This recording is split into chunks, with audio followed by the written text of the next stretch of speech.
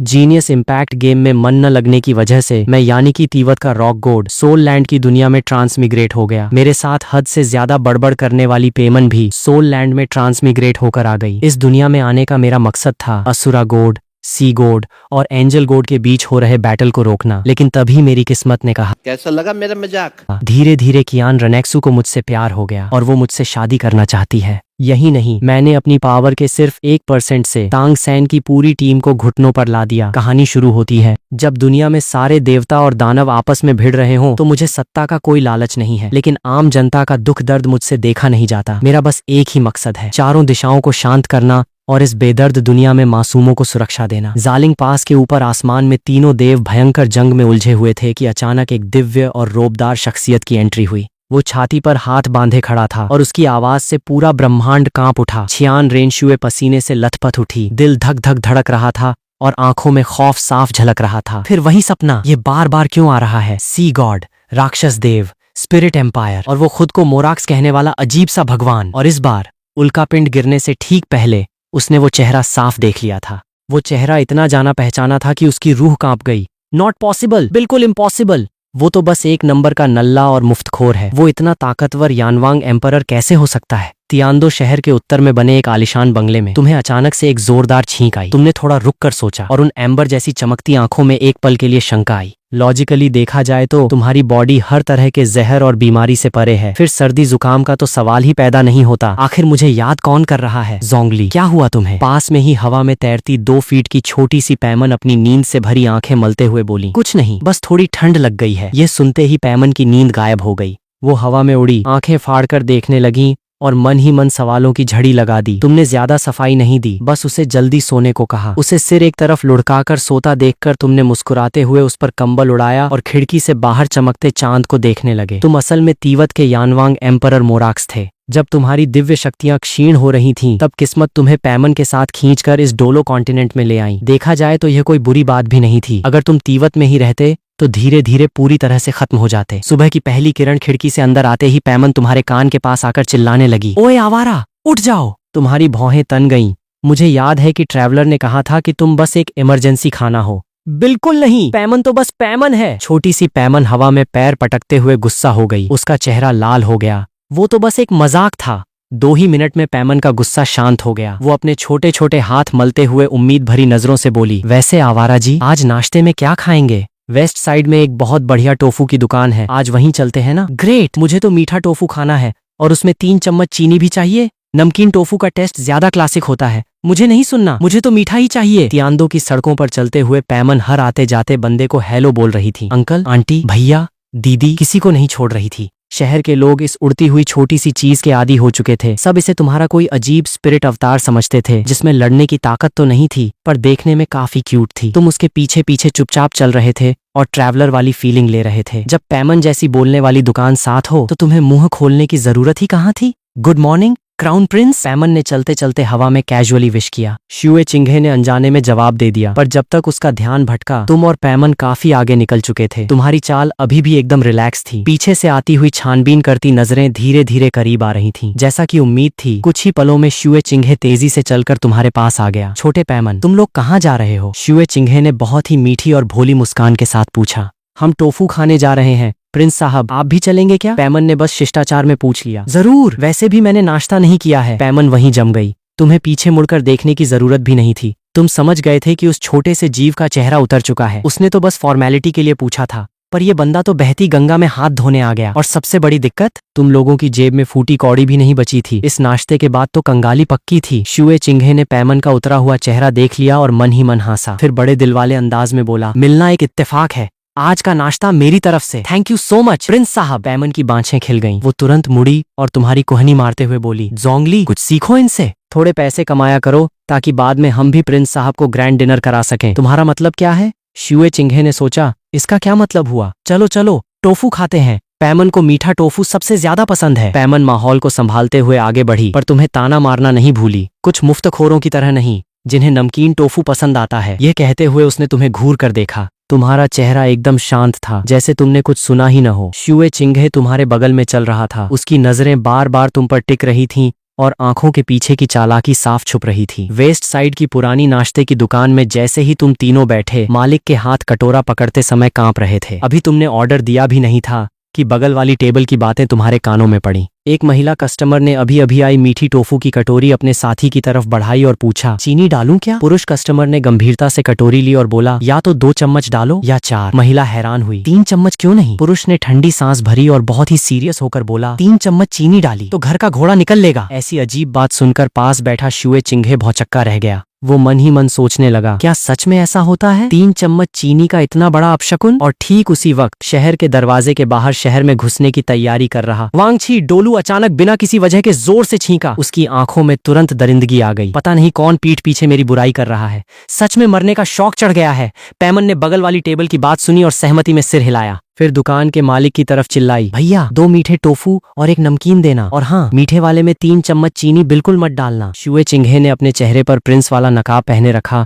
और बड़े अदब से बोला, जोंगली भाई, सुना है आपका ज्ञान काफी गहरा है, क्या हम इस बारे में थोड़ी चर्चा कर सकते हैं? पैमन अभी डिंगे हाँकने ही वाली थी कि जोंगली को सब पता है, लेकिन ऐन मौके पर अपनी बात बदलते हुए बोली, अरे इन्हें कुछ नहीं आता, मुफ्त का खाने पीने के अलावा कुछ नहीं आता इनको। तुम्हारा मतलब क्या है? शुए चिंघे ने मन ही मन राहत की सांस ली। जब इसका अपना स्पिरिट ही ये कह रहा है तो लगता है इसमें सच में कोई खास बात नहीं है। तभी तुमने नजर उठाई और उसकी तरफ देखा। तुम्हारी आवाज किसी 1000 साल पुराने पहाड़ की तरह भारी और स्थिर थी। कोई बात नहीं प्रिंस साहब, आप जो पूछना चाहते हैं बेझिझक पूछिए। इसे इस नाश्ते का शुक्रिया समझ लीजिए। शुए चिंघे की भौहें थोड़ी उठी। उसने सीधा एक मुश्किल सवाल दाग दिया, जोंगली भाई, आज के समय में स्पिरिट हॉल के बारे में आपकी क्या राय है? पैमन ने तुरंत तुम्हारी आस्तीन खींची और धीरे से बोली, अगर नहीं पता तो फेंको मत, कहीं प्रिंस साहब टोफू के पैसे देने से मना न कर दें। तुमने उसकी बात पर ध्यान नहीं दिया। अपनी उंगलियों से कटोरी के किनारे को सहलाते हुए तुमने धीमे से कहा, सच कहूं तो स्पिरिट हॉल का जाल बहुत खतरनाक है, लेकिन अंदरूनी और बाहरी समस्याओं ने उन्हें घेर रखा है। शुए चिंघे मन ही मन हंसा, वही हवाई बातें।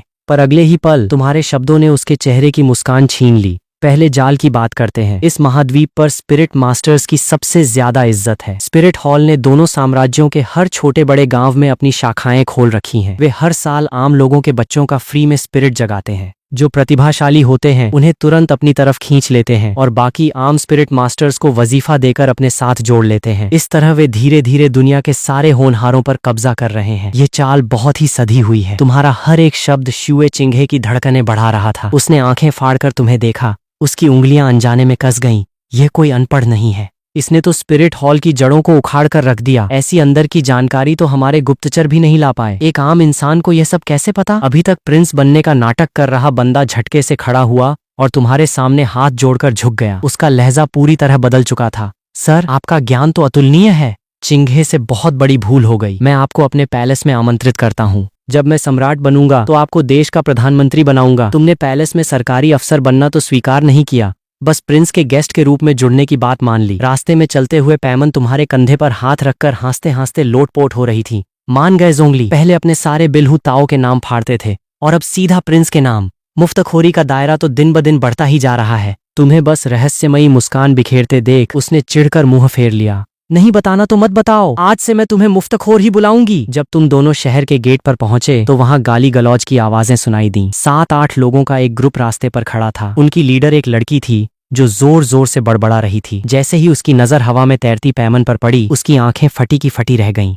ये हवा में कैसे उड़ रही है? ग्रुप में से एक मिडिल एज बंदा तेजी से आगे आया और चिल्लाया, लिविंग स्पिरिट। वो दौड़कर पैमन के पास आया। उसकी आंखें पागलपन से चमक रही थीं। वो पैमन को ऊपर से नीचे तक घूरने लगा। ये तो बोल भी सकती है, कमाल है, ये तो इतिहास का पहला अजूबा है। पैमन उसकी घूरती नजरों से डर गई और झट से तुम्हारी पीठ के पीछे छुप गई। केवल अपना सिर बाहर निकालकर बोली, ओए सिरफिरे अंकल, अगर ऐसे ही घूरते रहे तो मैं तुम्हारा ऐसा नाम रखूंगी कि जिंदगी भर याद रखोगे। तुम्हें तो मैं छोटा गंजा ही बुलाऊंगी। गांगजी, तुम्हारा क्या मतलब है? पास खड़े फ्लेंडर से अपनी हंसी रोकी नहीं गई। वो अपनी जांघ ठोकते हुए हंसने लगा। गांगजी, ये नाम तो तुझ पर बहुत जच रहा है। ओ छोटे गंजे, फ्लेंडर, अगर तू और हंसा तो हमारी दोस्ती खत्म। यू शियाओगांग का चेहरा गुस्से से काला पड़ गया। उसने गहरी सांस लेकर अपने गुस्से पर काबू पाया और तुम्हारी तरफ देखा जो अभी तक चुपचाप खड़े थे। सिर्फ एक नजर में ही उसका दिल दहल गया। तुम उस भीड़ में एकदम शांत और अलग खड़े थे, लेकिन तुम्हारे चेहरे पर एक स्वाभाविक राजाओं जैसा रोब था। यू शियाओगांग ने अपनी हैरानी को दबाया और बहुत ही नम्रता से बोला, भाई, क्या मैं पूछ सकता हूँ कि तुम्हारी जन्मजात स्पिरिट पावर कितनी है? मुझे पता है ये सवाल थोड़ा अजीब है, लेकिन एक स्कॉलर होने के नाते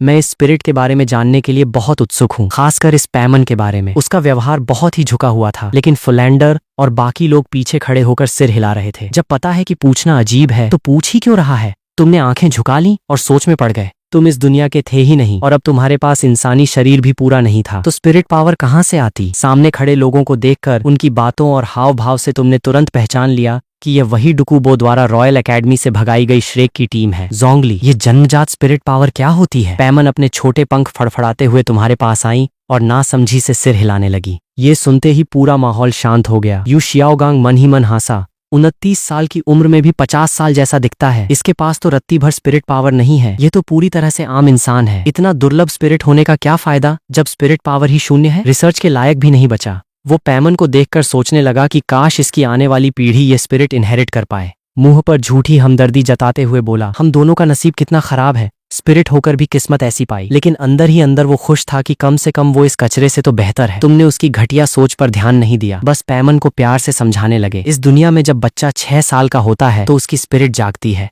उसी के साथ स्पिरिट पावर भी मिलती है। अगर पावर न हो तो इंसान ट्रेनिंग नहीं कर सकता और स्पिरिट मास्टर नहीं बन सकता। भले ही आधी या 1 पॉइंट पावर हो, मेहनत से आगे बढ़ा जा सकता है। ये पावर स्पिरिट की क्वालिटी और इंसान की काबिलियत पर निर्भर करती है। तुम्हारा एक्सप्लेनेशन इतना साफ और लॉजिकल था कि सब लोग हैरान रह गए। इसे अनपढ़ कह रहे थे, ये तो इस प्रोफेसर से भी ज्यादा जानता है। फिर सबने यू शियाओगांग का उतरा हुआ चेहरा देखा और मन ही मन सोचने लगे, क्या इत्तेफाक है? 2 बिना काम के स्पिरिट वाले बंदे एक ही रास्ते पर निकल पड़े। वाह, स्पिरिट्स तो बहुत कूल होते हैं। पैमन की आंखें चमक उठीं। काश पैमन के पास भी कोई स्पिरिट होता। सबके चेहरे बिगड़ गए। तू खुद एक स्पिरिट है और तुझे स्पिरिट चाहिए? ये क्या बकवास है? भीड़ में चुपचाप खड़ी जू जूचिंग ने अचानक नजरें उठाईं और तुम्हें घूरने लगीं। तुमने भी उसकी तरफ देखा और हल्की सी भौहें सिकोड़ी। इस लड़की की नजरें बहुत अजीब थीं। उसमें एक जाना पहचानापन था, एक हैरानी थी और एक गहरा अविश्वास था, जैसे उसने तुम्हें पहले कहीं देखा हो। जू जूचिंग के दिमाग में सपने की वो यादें ताजा हो गईं। वो पीला सुनहरा रोशनी का गोला, वो सुकून देने वाली भारी आवाज और वो शब्द,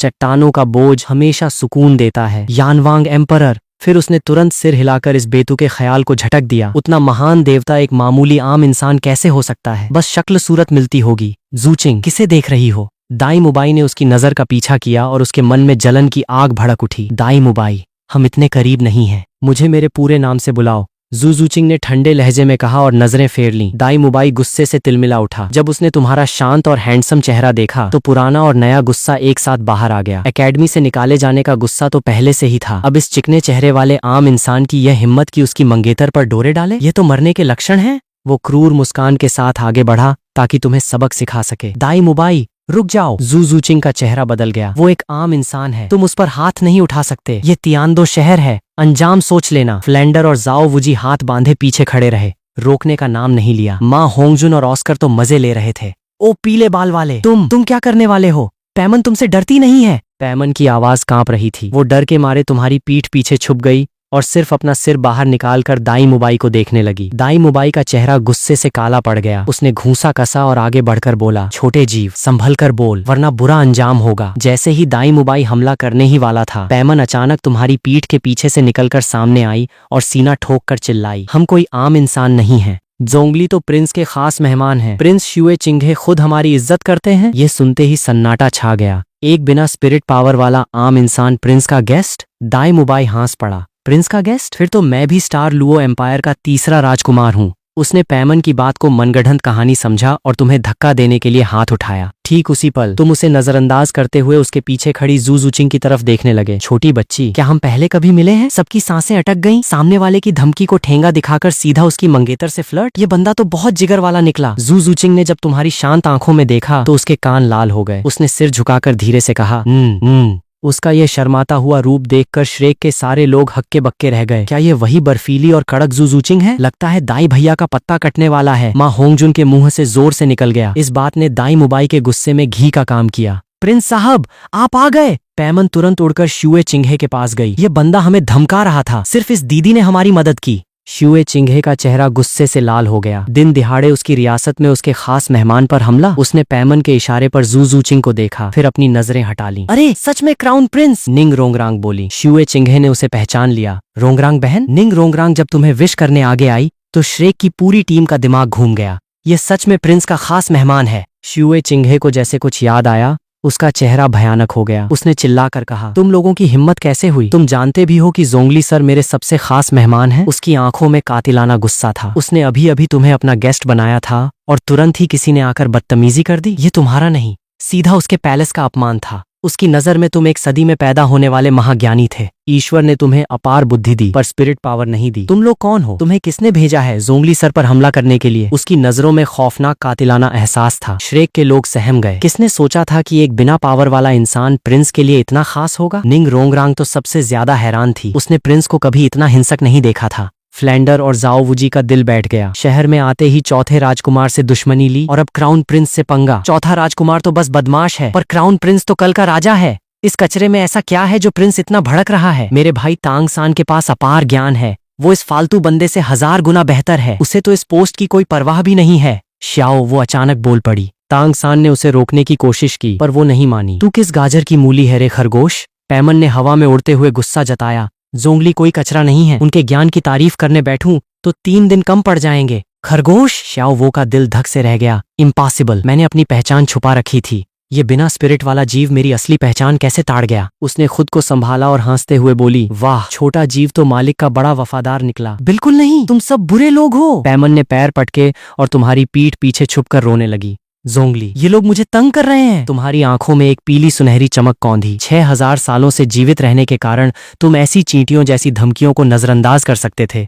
लेकिन पैमन तुम्हारे साथ इस दुनिया में आई थी। वो तुम्हारी अपनी थी और अपनों की रक्षा करना तुम्हारे खून में था। इससे पहले कि प्रिंस कुछ बोल पाता, तुमने एक कदम आगे बढ़ाया। बूम! एक भयानक पीली सुनहरी रोशनी चारों तरफ फैल गई। तुम्हारी एम्बर जैसी आंखें सोने की तरह चमकने लगीं। एक असीम और भारी दबाव पूरी जगह पर छा गया। शुए चिंघे और जूजूचिंग का दिल कांप उठा। ये एहसास, ये बहुत जाना पहचाना था। ये वही सपने वाली आवाज थी जो हमेशा पहाड़ की तरह अडिग रहती थी। चट्टानों का बोझ हमेशा सुकून देता है। यानवांग एम्परर। शुए चिंघे का पूरा शरीर कांपने लगा और तुम्हारे माथे पर प्राचीन सुनहरे पीले रंग के ड्रैगन हॉर्न्स धीरे धीरे उभरने लगे। जोंगली, ये लोग मुझे परेशान कर रहे हैं। पैमन गुस्से में तुम्हारे पीछे छुप गई और अपना छोटा सा मुंह बनाकर सामने वालों की तरफ घूरने लगी। तुमने कोई जवाब नहीं दिया। सामने खड़ा शुए चिंघे जैसे ही कुछ बोलने वाला था, तुमने एक कदम आगे बढ़ाया। बूम! एक झटके में सुनहरी पीली रोशनी हवा में फट पड़ी। शुए चिंघे और जूजूचिंग दोनों के दिल एक साथ दहल गए। उनके मन में एक अजीब सा जाना पहचाना एहसास कौंध गया। तुम्हारी एम्बर जैसी आंखों में चमकती हुई सुनहरी लकीरें उभर आई थीं। एक कदम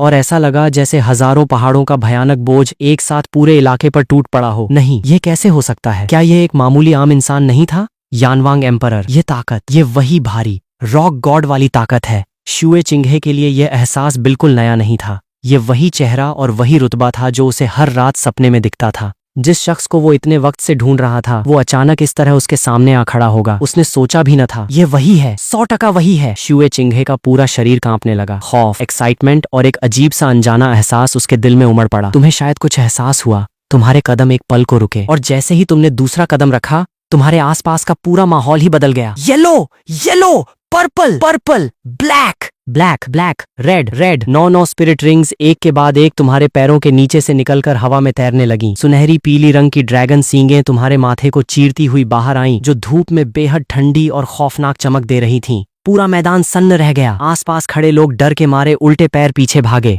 टाइटल डोलू, 10 लाख साल पुरानी स्पिरिट रिंग वाला टाइटल डोलू। फ्लैंडर और उसकी पूरी टीम की रीढ़ की हड्डी में ठंडक दौड़ गई। माथे से पसीना बहकर गालों पर आने लगा। उंगलियां तक कांप रही थीं। पैमन ने अपना छोटा सा सिर टेढ़ा किया। गोल गोल आंखों में ढेरों सवाल तैर रहे थे। जोंगली, तुम्हारे पास ये रंग बिरंगे चूड़े कब से आ गए? वो मुंह से झूठ नहीं बोल पाती थी, पर दिल की बात अच्छी तरह जानती थी। दूसरों के सामने उसने हमेशा यही कहा कि तुम एक बहुत ही साधारण से बंदे हो जिसे कुछ नहीं आता, पर उसने कभी मोराक्स का नाम नहीं लिया। उस यानवांग एम्परर का नाम नहीं लिया जिसने राक्षसों के दौर को खत्म करके हजारों साल तक लियुए पर राज किया था। शुए चिंघे और जूजूचिंग भी पूरी तरह कंफ्यूज थे। उनकी यादों के यानवांग एम्परर को कभी इन फालतू रिंग्स की जरूरत नहीं पड़ी थी, पर इस वक्त बहस का टाइम नहीं था। तुम्हारा सिर्फ वहां खड़े रहना ही लोगों का दम घोंटने के लिए काफी था। ऊपर से ये ड्रैगन स्पिरिट अवतार और उस पर 10 लाख साल पुरानी रेड रिंग। श्रेक के सारे बंदे भीगी बिल्ली बन चुके थे। दाई मुबाई का चेहरा तो ऐसा पीला पड़ा था जैसे खून का एक कतरा भी न बचा हो। अभी अभी डुकुबो से पंगा लिया था और अब सीधा उससे 10 गुना ज्यादा खतरनाक बंदे से टकरा गया। उसे सांस लेने में भी तकलीफ हो रही थी।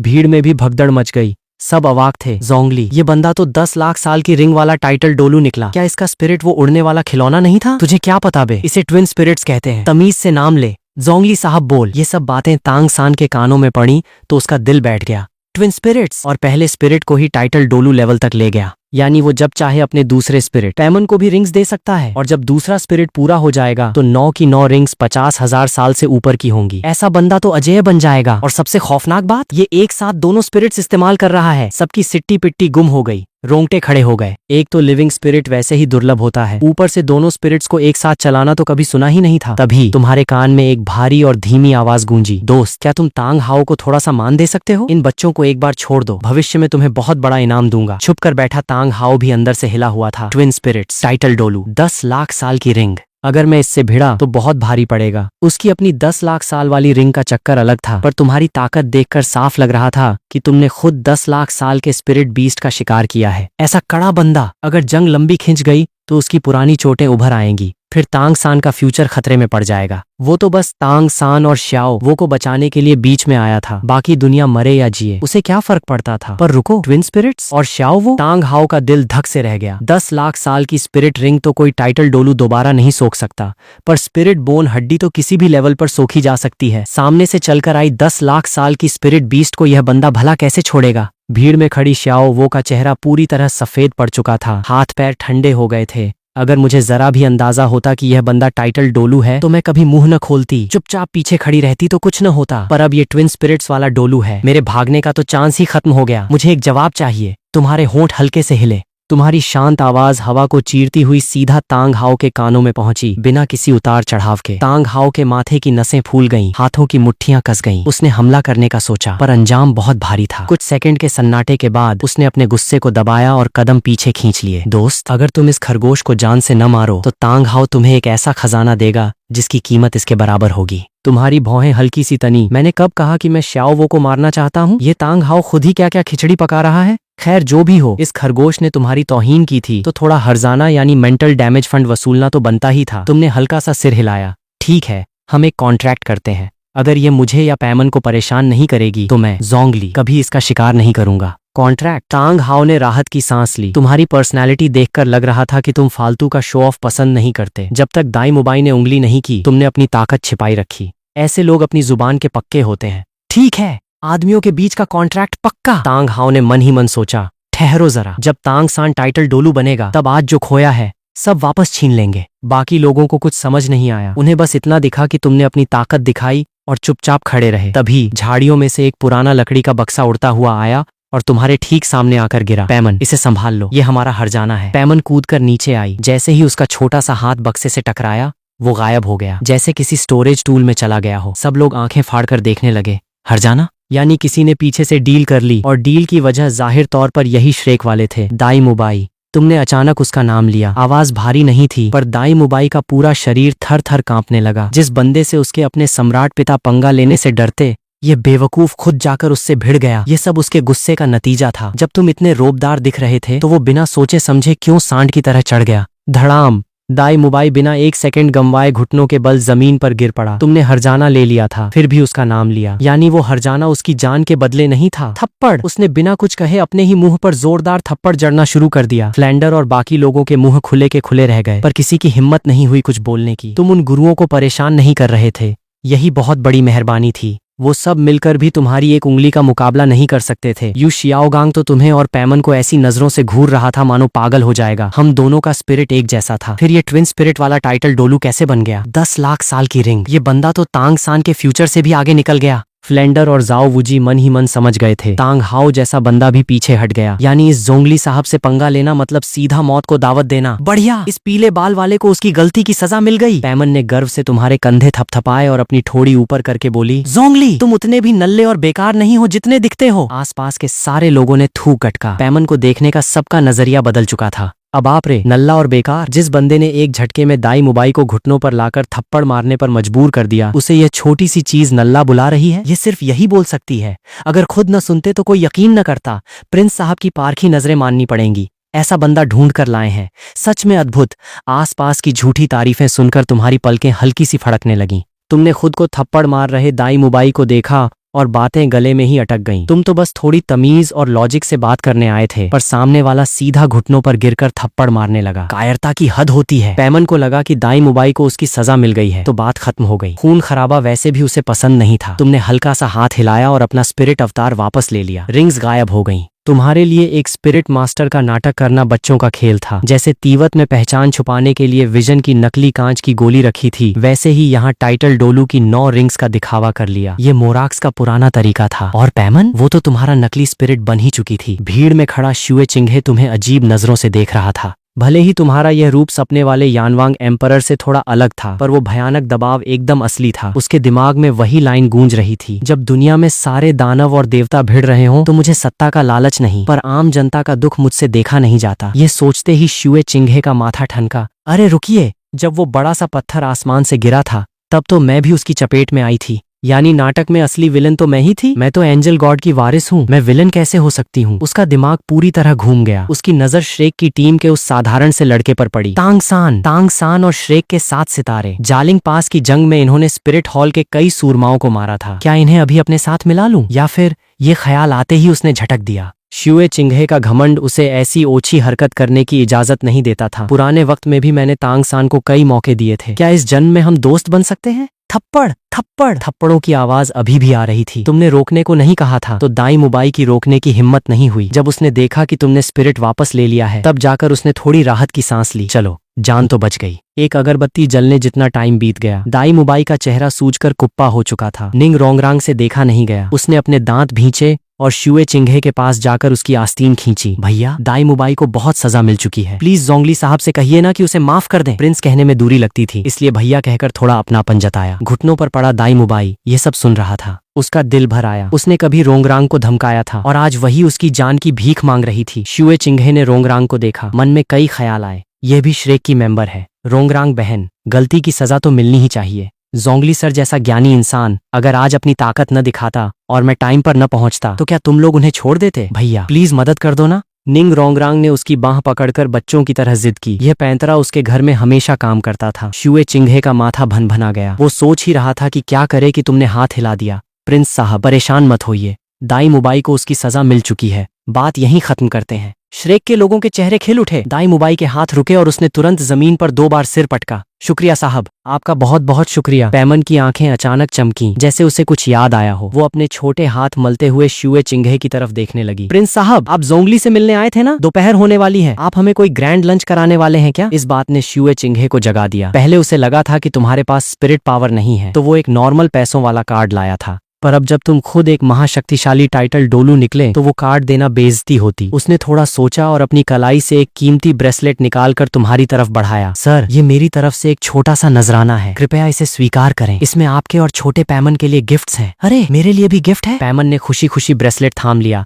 Thank you so much Prince साहब। छोटे पैमन, तुम्हारा तो हक बनता है, और मुझे प्रिंस मत कहो, बस चिंघे बुलाओ। ठीक है चिंघे, मुझे बहुत दिनों से कोई गिफ्ट नहीं मिला था। आखिरी बार जब मुझे गिफ्ट मिला था तब अभी उसकी बात पूरी भी नहीं हुई थी कि तुमने झट से अपना हाथ उसके मुंह पर रख दिया और जोर जोर से खांसने लगे। खंस खंस खंस। पैमन ने हैरान होकर तुम्हारी तरफ देखा। जोंगली, क्या हुआ तुम्हें? उसकी मासूम आंखों में सच्ची चिंता थी। उसे बिल्कुल अंदाजा नहीं था कि वो तुम्हारी पोल खोलने वाली थी। बस थोड़ा ठंड का असर है। तुमने बिना चेहरा बदले सफेद झूठ बोल दिया। आसपास खड़े लोग एक दूसरे को देखने लगे और सब समझ गए। अच्छा, छोटे जीव के मुंह से कोई राज न निकल जाए, इसलिए जानबूझकर बात काट दी। बस वो बेचारी छोटी सी पैमन ही बेखबर थी। ठंड लगी है तो दवाई लो ना। पता नहीं इस शहर में डॉक्टर बैशु जैसा कोई वैद्य है या नहीं, चलो ढूंढते हैं। उसका ये भोलापन देखकर ऐसा लगता था जैसे उसके दिमाग में कभी कोई चालाकी आई ही न हो। कोई बात नहीं, मेरा शरीर 2 दिनों में ठीक हो जाएगा। पैमन ने समझदारों की तरह सिर हिलाया। सही बात है, तुम तो रॉक गॉड हो, ठंड तुम्हारा क्या बिगाड़ेगी। चिंघे, क्या तुम्हारे पास टाइम है? मैं तुम्हें लंच पर ले चलती हूँ।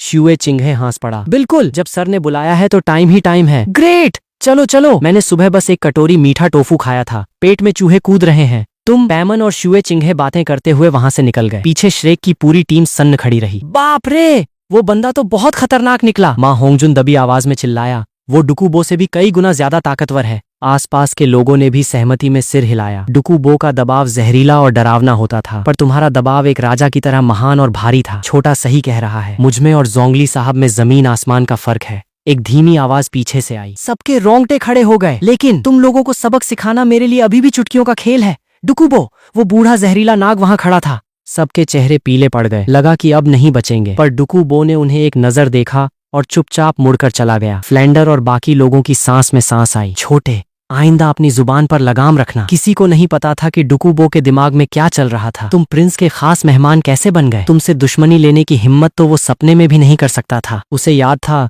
जब वो तुमसे पहली बार मिला था, तुमने सीधा कहा था, बूढ़े इंसान, तुम जहरीले हो चुके हो। जब उसने हमला करना चाहा तो तुमने बिना स्पिरिट खोले सिर्फ एक हाथ से उसे जमीन पर पटक दिया था। उसी पल उसे समझ आया था कि वो अपने ही स्पिरिट के जहर से मर रहा है, और तुम न सिर्फ वो जहर देख सकते थे बल्कि उसका इलाज भी जानते थे।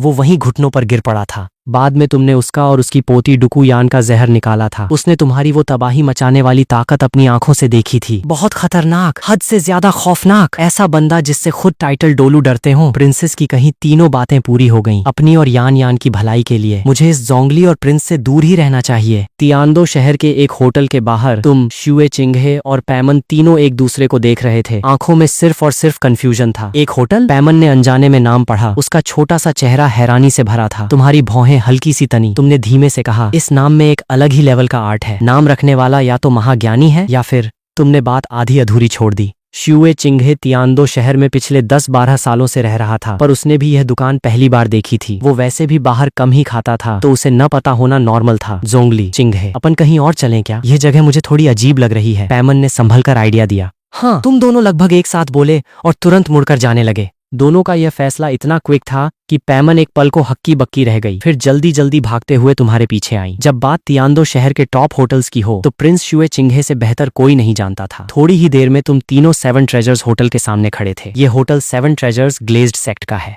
खाने से लेकर सर्विस तक यह पूरे शहर में सबसे बेस्ट है। शुए चिंगहे ने साइड में होकर इंट्रो दिया। क्यों ना हम यहीं खाना खाएं? 7 ट्रेजर्स सेक्ट दुनिया का सबसे अमीर सेक्ट माना जाता है। ये हर बिजनेस में टॉप पर है, तो अपना नाम तो बिल्कुल खराब नहीं करेंगे। हाँ बिल्कुल। पैमन की आंखें चमक उठीं, उम्मीदें हाई हो गईं। तुमने थोड़ा सोचा और सिर हिला दिया। होटल के अंदर कदम रखते ही चारों तरफ सोने की चमक फैली हुई थी। तुमने एक नजर में ताड़ लिया कि यह सब असली सोना है। तभी एक मिडिल एज मैनेजर बड़े सलीके से आगे आया। उसने हाथ छाती पर रखा और झुककर प्रणाम किया। आप तीनों का स्वागत है। प्रिंस साहब को मेरा प्रणाम, और जोंगली सर को भी। उसने पहले ही सुन रखा था कि प्रिंस के साथ आया ये बंदा एक टाइटल डोलू लेवल का खास मेहमान है, जिसे गलती से भी नाराज नहीं करना है। पर हवा में तैरती ये छोटी सी चीज क्या थी? वो दिन रात रईसों के चक्कर में रहता था। उसे शहर की अफवाहों का क्या पता? एक पल की हिचकिचाहट के बाद उसके मुंह से निकल गया, और ये unidentified flying object UFO? UFO किसे बोल रहा है बे? मैं पैमन हूँ। पैमन! पैमन हवा में पैर पटकते हुए गुस्सा हो गई और जोर से चिल्लाई। मैनेजर के माथे से पसीना छूट गया।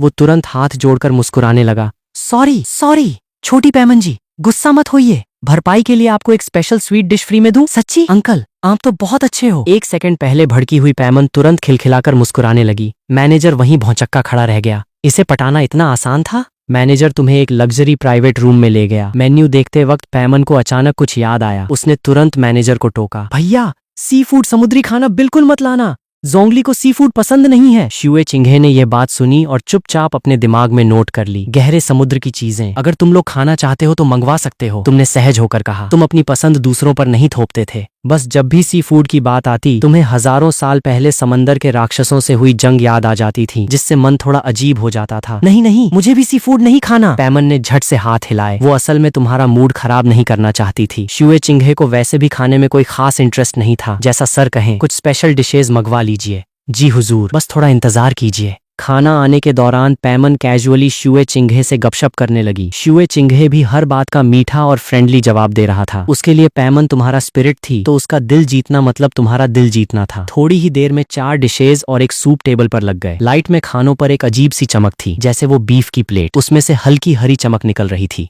ये बीफ टॉप क्वालिटी का है और इसे प्रिजर्व करने का तरीका भी कमाल है। तुमने एक नजर में पहचान लिया, इस मीट में स्पिरिट पावर छुपी है, यानी यह किसी स्पिरिट बीस्ट का मीट है। होटल वाले मौके पर तो बीस्ट को काटेंगे नहीं, तो इसे इतने ताजा रूप में रखना वाकई बड़ी बात थी। स्पिरिट बीस्ट का मीट आम लोग नहीं पचा सकते थे, क्योंकि बिना स्पिरिट पावर के इसकी एनर्जी से पेट फटने का डर रहता था। जाहिर है इसका प्राइस भी बहुत ज्यादा था। लगता है सर को स्पिरिट बीस्ट मीट की भी अच्छी समझ है। शुए चिंगहे मुस्कुराया। सच कहूं तो जब मैंने पहली बार ये बीफ खाया था तो मुझे लगा होटल वाले बासी खाना बेचकर चूना लगा रहे हैं। अब मेरे गुरुजी का सेक्ट था तो मैं हंगामा भी नहीं कर सकता था। उसने अपनी यह बेवकूफी वाली बात सिर्फ इसलिए बताई ताकि तुम दोनों के करीब आ सके और तुम्हें लगे कि वो तुम्हें अपना मानता है। वो सिर्फ गेस्ट वाले रिश्ते से खुश नहीं था, वो तुम्हें पूरी तरह अपनी तरफ खींचना चाहता था। अरे वाह चिंघे, तुम तो दुकान फोड़ने वाले थे क्या? पैमन का मुंह ठसाठस भरा हुआ था। वो हकलाते हुए बोली, ऐसा भी नहीं है, बस मैनेजर से दो हाथ करने की सोच रहा था। शुए चिंघे हंस पड़ा। तुमने मन ही मन में हंसी दबाई। स्पिरिट हॉल की राजकुमारी को ताजा स्पिरिट बीस्ट मीट की पहचान न हो, यह तो बस जानबूझकर बनाई गई कहानी है। पेट भरने के बाद जब तीनों आराम कर रहे थे, तुमने अचानक शांति से पूछा, चिंघे क्या तुम पैसे लाए हो? इस एक सवाल ने शुए चिंघे के होश उड़ा दिए। उसके दिमाग में सन्नाटा छा गया। भाई, तूने मुझे लंच पर बुलाया था और अब मुझसे पूछ रहा है कि मैं पैसे लाया हूँ या नहीं? वो प्रिंस साहब, जोंगली की एक बुरी आदत है। पैमन की दबी कुचली आवाज आई। ये बंदा घर से बिना पैसों के निकलता है, वेल्थ का गॉड मोराक्स, और जेब में एक ढेला नहीं। ये बात अगर किसी को बताओ तो कोई यकीन नहीं करेगा। शुए चिंघे का दिमाग घूम गया। कोई बंदा बिना पैसों के बाहर कैसे निकल सकता है? रुको, क्या इसके पास सच में पैसे नहीं है? पिछली बार टोफू के पैसे भी मैंने ही भरे थे। वैसे तो डुकुबो ने तुम्हें सोने के सिक्कों से भरे कई बक्से दिए थे, पर तुमने और पैमन ने उन्हें छुआ तक नहीं था। शुए चिंघे ने गहरी सांस ली। उसका चेहरा थोड़ा उतर गया। उसने अपना स्टोरेज टूल तो पहले ही पैमन को गिफ्ट कर दिया था और इस वक्त उसकी जेब में भी कैश नहीं था। पर अब बात यहाँ तक आ गई थी तो वो पीछे भी नहीं हट सकता था। जल्दी में निकला था तो मैं भी पैसे लाना भूल गया। तुम और पैमन दोनों सन्न रह गए तो क्या आप बर्तन मांजने पड़ेंगे? पर कोई बात नहीं, प्रिंस पैलेस के नाम पर बिल लिखवा देते हैं। शुए चिंघे ने माहौल संभाला। उसकी हैसियत और निंग फेंगजी के शिष्य होने के नाते बिल पेंडिंग रखना कोई बड़ी बात नहीं थी। Thank God. पैमन ने राहत की सांस ली, पर शुए चिंघे का उतरा हुआ चेहरा देखकर उसने तुरंत बात बदली। अरे नहीं नहीं, खिलाना तो हमें था, पर उल्टा तुम्हारा खर्चा हो गया। अगली बार हम पैसे लाएंगे और पक्का तुम्हें ग्रैंड ट्रीट देंगे। शुए चिंघे को लग रहा था कि वो बहुत बड़ा बेवकूफ बन रहा है। उसने पहले ही कहा था कि इनका सारा खर्चा प्रिंस पैलेस उठाएगा। जो गिफ्ट उसने दिया था उसमें पैसे भरे पड़े थे, पर इन दोनों बेवकूफों ने शायद उसे खोलकर भी नहीं देखा था। उधर दरवाजे के बाहर खड़े मैनेजर ने जब सुना कि बिल प्रिंस पैलेस के नाम कटेगा तो वो तुरंत मान गया। प्रिंस का बिल तो छोड़ो, फ्री भी खिलाना पड़े तो घाटा नहीं है। एक टाइटल डोलू को पटाने का मौका मिल रहा है। ये डील तो हर तरह से फायदे की है। तियानदो शहर के बाहर 7 ट्रेजर्स माउंटेन रेंज की सबसे ऊंची चोटी पर 7 ट्रेजर्स सेक्ट का हेडक्वार्टर था। मेन हॉल में चेन शिन, गू रोंग और निंग फेंगजी तीनों शांत बैठे थे। काफी देर के सन्नाटे के बाद निंग फेंगजी भारी आवाज में बोला, स्टार लुओ एम्पायर के उस लफंगे की बेवकूफी की वजह से रोंगरांग ने एक 10 लाख साल की रिंग वाले ट्विन स्पिरिट टाइटल डोलू को लगभग नाराज ही कर दिया था। जब यह खबर सेक्ट में पहुंची तो तीनों ने उस लड़के को जी भरकर गालियां दी। गनीमत यह थी कि शुए चिंघे वहां मौजूद था और तुमने मामला संभाल लिया, वरना रोंगरांग की खैर नहीं थी। इस बार बच्ची ने सच में जल्दबाजी कर दी। चेन शिन और गू रोंग, जो हमेशा रोंगरांग को सिर पर बैठा कर रखते थे, इस बार शांत थे। भले ही तुम्हारे पास ट्विन स्पिरिट न भी होता, पर 10 लाख साल के बीस्ट को मारने वाली ताकत ही रोंगटे खड़े करने के लिए काफी थी। क्या रोंगरांग को कुछ दिनों के लिए वापस बुला लें? गुरोंग को चिंता हुई, ऐसे खतरनाक बंदे से दुश्मनी मोल ले ली। अगर उसने छुपकर हमला कर दिया तो? अब देर हो चुकी है। निंग फेंगजी ने सिर हिलाया। अभी माहौल नॉर्मल रखते हैं। वो डोलू अभी तियानदो शहर में ही है। कल मैं खुद उससे मिलने जाऊंगा। वो बस प्रिंस पैलेस का एक गेस्ट है, यानी आजाद है। अगर हम उसे अपने सेक्ट में मिला लें। निंग फेंगजी की आंखों में एक चमक आ गई। शुए चिंघे ने अपनी पूरी जिंदगी में कभी उधारी पर खाना नहीं खाया था। उसका चेहरा शर्म से लाल हो रहा था। होटल से निकलते ही उसने तुरंत विदा ली। रिश्ते बनाना अपनी जगह है, पर फिलहाल मुझे इस शर्मिंदगी से छुपने के लिए जगह चाहिए। जोंगली, चिंघे इतनी जल्दी में क्यों चला गया? कोई इमरजेंसी आ गई क्या? पैमन ने अपने गोल पेट पर हाथ फेरते हुए पूछा। तुम तो उसके बॉस जैसे हो, चलें क्या उसकी मदद करने? तुमने उसके भागते हुए रूप को देखा और मन ही मन हंसे। लड़की है, शर्मा गई। इतने सालों का भगवान हूँ, मुझे सब समझ आता है। तुमने पैमन को देखा जो लगातार चपड़ चपड़ कर रही थी। ये छोटी सी चीज सच में चलती फिरती मिशन मशीन है। अगर इसकी बात का जवाब दे दिया तो तुरंत नया मिशन चालू हो जाएगा। तभी ट्रैवलर के पास कभी टाइम नहीं रहता था। 6000 साल पुराने भगवान के लिए फालतू के मिशन करना पॉसिबल नहीं था। उसे कोई काम होगा। चलो चलते हैं। पैमन हैरान रह गई। ये स्टोरी लाइन तो वैसी नहीं है जैसी मैंने सोची थी। अगर यहाँ ट्रैवलर होता तो दोनों छुपके से पीछे पीछा कर रहे होते। जोंगली, पैमन अपने छोटे पैरों से भागती हुई तुम्हारे पीछे आई। तुम अभी भी लियुए वाले मूड में हो क्या? रोज टहलना, चिड़िया उड़ाना और चाय पीना, ये लियुए नहीं है। हम इतनी दूर डोलो कॉन्टिनेंट आए हैं तो तियानदो, स्टार लुओ, स्पिरिट हॉल और स्टारडस्ट फॉरेस्ट, सब जगह घूमना तो बनता है ना। यही तो ट्रैवल का असली मजा है। पैमन बिना रुके बोले जा रही थी। तुम बस मुस्कुराते हुए सुन रहे थे। 2 वक्त के खाने में ये छोटी सी चीज पट गई। तभी तो ट्रैवलर ने मॉन्डस्टार्ट की इतनी बड़ी प्रॉब्लम सॉल्व की, पर एक धेला भी नहीं मिला। रुको, तुमने अपने गाल पर हाथ रखा। लगता है मैंने भी ट्रैवलर को कभी पैसे नहीं दिए थे। खैर, पैसों से ज्यादा दोस्ती की वैल्यू होती है। पैमन, तुम्हारा दिल बहुत साफ है। हमारी यात्रा अभी शुरू हुई है, रास्ता लंबा है, तो तैयारी पूरी होनी चाहिए। तुमने बात घुमाते हुए कहा। तुम भी नहीं चाहोगी कि रास्ते में खाने को कुछ न मिले, है ना? ये तो बहुत भयानक बात है। पैमन तुरंत सीरियस हो गई। जोंगली, मुझे लगता है हमें सच में अच्छी तैयारी करनी चाहिए। पहले चाय की दुकान पर बैठते हैं। तुमने मन ही मन सांस भरी। ये बेचारी दिन में कम से कम 7 बार उल्लू बनती है। दूसरी तरफ श्रेक की टीम अभी भी तियान्दो शहर के गेट पर चक्कर काट रही थी। ये शहर तो बहुत खतरनाक है यार। आए हुए एक दिन नहीं हुआ और प्रिंस, चौथे राजकुमार और दो टाइटल डोलू से पंगा हो गया। जाओ वुजी ने हाथ बांधकर दुखी मुंह बनाया। फ्लेंडर, वापस श्रेक अकेडमी चलें क्या? सोतो सिटी में इतने सालों तक दादागिरी करने के बाद उन्होंने कभी ऐसा खौफ नहीं देखा था। एक दिन में 2 बार जान जाते जाते बची थी। हाँ सर, वापस चलते हैं और अपनी अकेडमी को ही बड़ा बनाते हैं। माँ होंगजुन भी डरा हुआ था। ऑस्कर भी समझाने लगा। फ्लेंडर चुपचाप खड़ा रहा। दाई मुबाई की वजह से उन्हें रॉयल अकेडमी से निकाला गया। फिर उसने 10 लाख साल की रिंग वाले डोलू से पंगा लिया। अगर थोड़ी पहचान न होती तो आज सब मारे जाते। वो तियान्दो शहर में सिर्फ एक इंसान की वजह से रुका था, लियू एरलोंग। तभी उसकी नजर दीवार पर लगे एक पोस्टर पर पड़ी। उसकी आंखें चमक उठी। वानबा एकेडमी, टीचर्स की जरूरत है।